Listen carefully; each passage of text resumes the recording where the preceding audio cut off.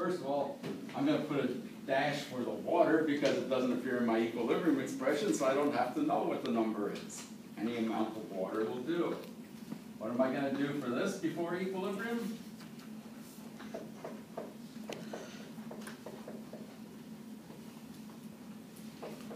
Whatever that means.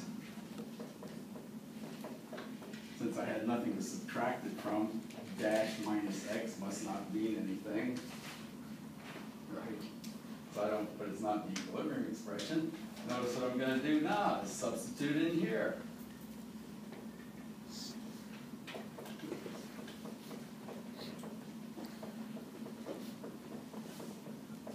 Because I can take square roots of numbers where I can divide by 2 like a champ. So what this says is, I just have pure water. X is the hydrogen ion, 1 times 10 to the minus 7.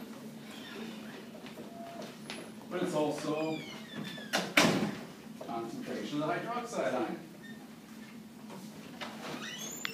That's why we said earlier today, pH 7 is a neutral solution.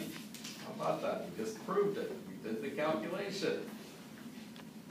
Notice one of the things, as this number goes up, it gets more basic, this number goes down. But every solution, aqueous solution, has to have both hydrogen and hydroxide ions present in the solution. If it's more basic, you have more hydroxides. If it's more acidic, you have more hydrogens. And if it's neutral, you have equal numbers of hydrogen and hydroxide, and that's what you have. Now notice, if I go to non-aqueous solvent systems, and I'm just mentioning this, something like alcohol, abbreviation for ethanol, self-dissociation constant for ethanol, about 10 to the minus 26.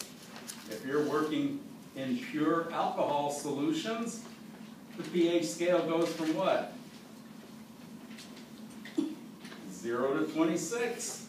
You can have pHs bigger than 13, but it's not in aqueous systems, or bigger than 14. It's not in aqueous systems. Okay? If I had a tiny bit of water present in here, this number is much bigger than this number, we would ignore this one, and water determines the pH. Okay? That brings us back to the 10 to the minus 8 molar problem.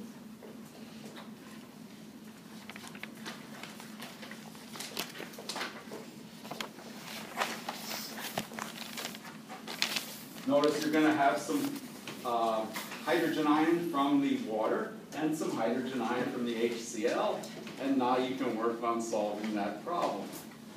Because you have an equilibrium constant and you have an equilibrium expression.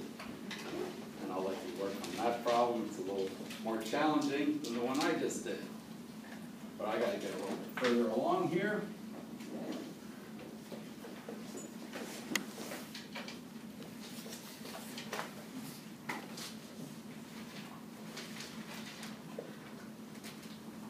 C0 stands for my nominal concentration, my stoichiometric concentration. Remember a few minutes ago, I asked you to tell me what was the acetic acid concentration in a 0.1 molar acetic acid.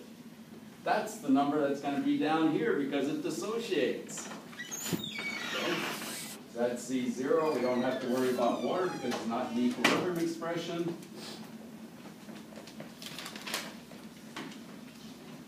And I did my I term. And it has to go this way. And I said that's why everybody likes acid-base equilibrium, because it always has a 1 to 1 to 1 mole ratio. And then this is, I didn't want to put in 0 plus x. And this becomes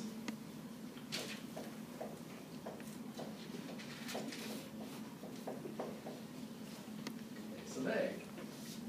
And that's a quadratic equation. If I know the quadratic form, I can solve it. I can solve it a variety of ways. We'll mention some of those the next time.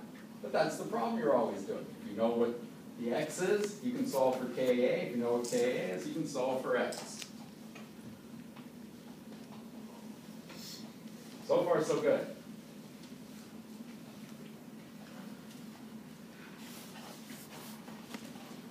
Get that.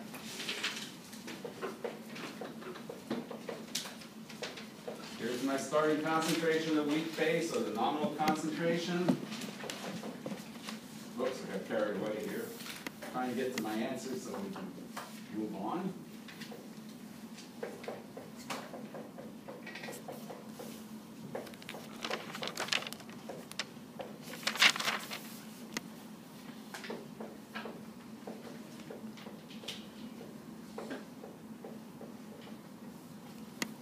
By golly, it's the same problem. So now we're talking about bases. What's the only big difference between what I wrote over there and what I wrote here? Besides the A and the B's and the K's. Well, here X means the hydroxide ion. Over there, X meant the hydrogen ion. Exactly.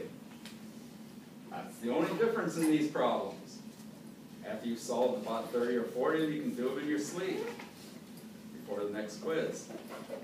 Okay, so now we want to talk about types of problems, and I'll have to do that in the other room, but it will only take me a minute, so stop right here.